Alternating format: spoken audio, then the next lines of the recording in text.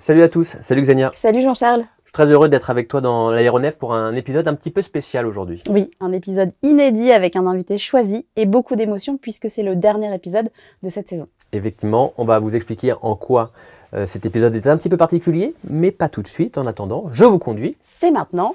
C'est parti.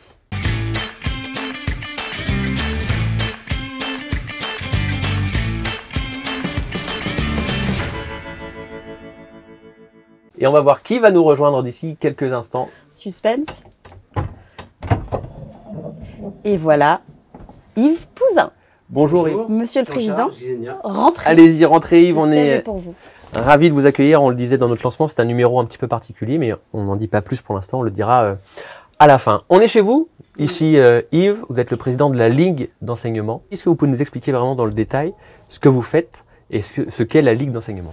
Alors, la Ligue de l'enseignement au niveau national a été créée au 19e siècle, 1866, et la Fédération des amicales laïques, dans laquelle vous êtes ici le siège, a été créée en 1935 par Jean-Baptiste Daviet. C'est une fédération d'associations, donc actuellement 450 associations fédérées, environ 53 000 adhérents en 2024.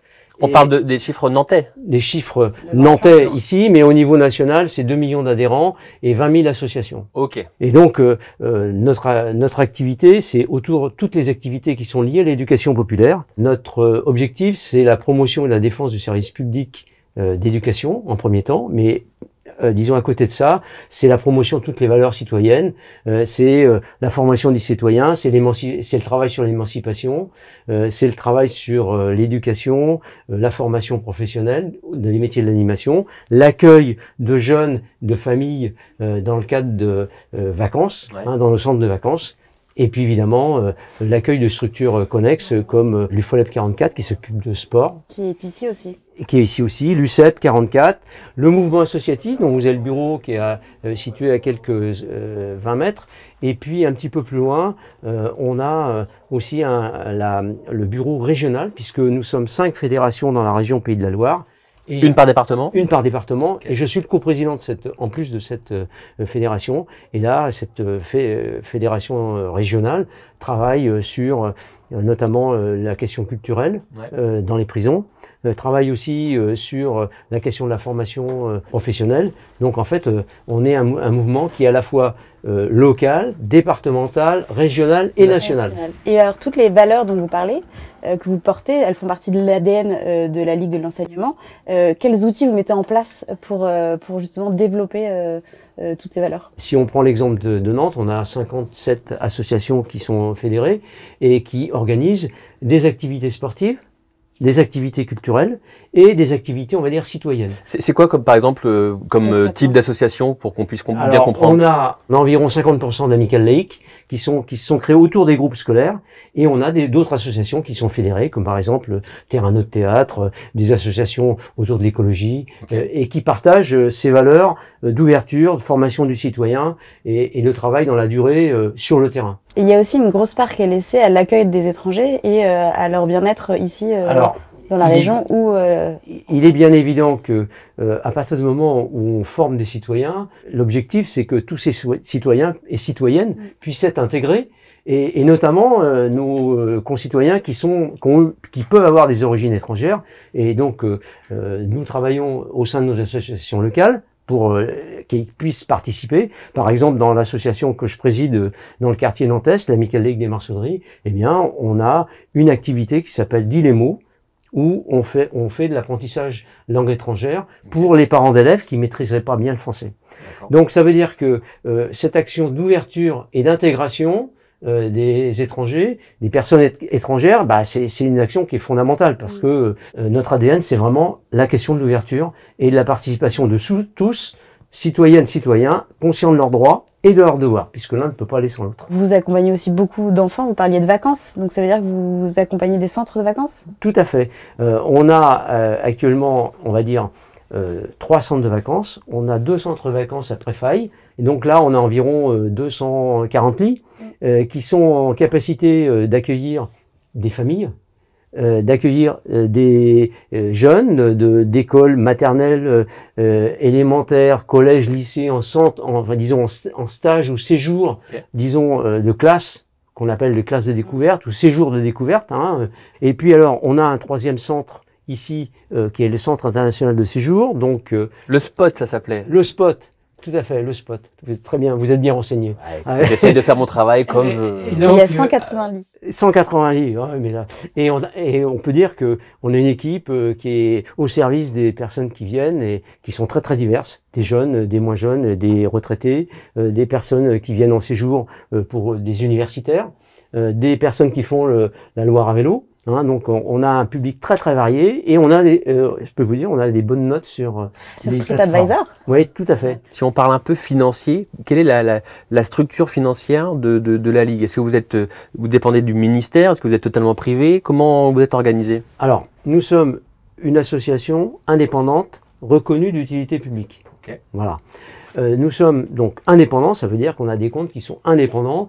Les subventions représentent allez, on va dire moins de 10% de notre... Donc, ça veut dire que nous avons 90% de recettes propres. Okay. Voilà. Il n'y a pas du tout de mécénat?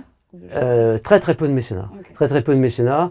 Les subventions, et en plus, ce sont dans certains cas des subventions au projet. On n'a plus de subventions de fonctionnement. Hein, ça veut dire qu'on travaille sur des projets et ces financements sont adossés à des projets réels avec des réponses au cahier des charges.